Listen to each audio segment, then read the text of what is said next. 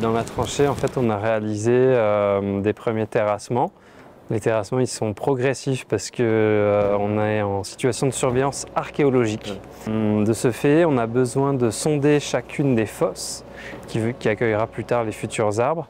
Et pour faire ces sondages, en fait, on a l'entreprise qui vient avec une grande mèche de 1 mètre et qui perce la fosse dans sa profondeur pour voir si on a des cavités dessous.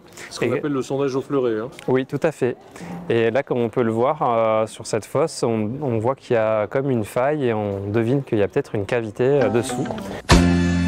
Là, en fait, on est sur les tranchées parallèles à celles qu'on avait fait avant, donc on a la continuité des murs, des nouveaux murs qu'on n'avait pas.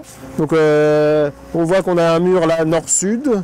Et puis un mur perpendiculaire est-ouest. Bon là ils sont en train juste d'être dégagés.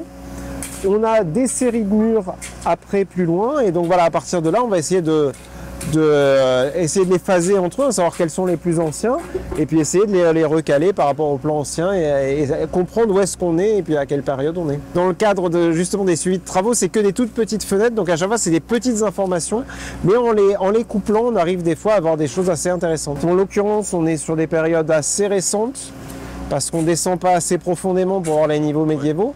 Mais on a là mon collègue qui est dans la tranchée parallèle à la mienne, parce que là en ce moment la rue est ouverte avec plein de tranchées.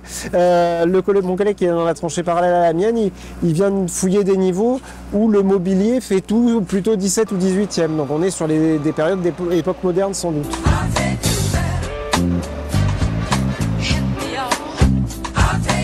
On a décidé de descendre à peu près à 1 mètre de la situation actuelle, sachant que par-dessus, on va pouvoir rehausser le niveau de substrat puisqu'on a des jardinières en briques qui vont être créées.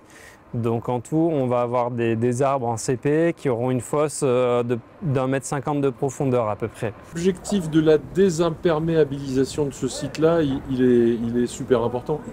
Tout à fait, c'est un des 3 volets du projet, la désimperméabilisation, la renaturation, c'est-à-dire recréer des sols vivants, et puis ensuite la végétalisation qui permet au végétal de s'exprimer dans l'espace aérien.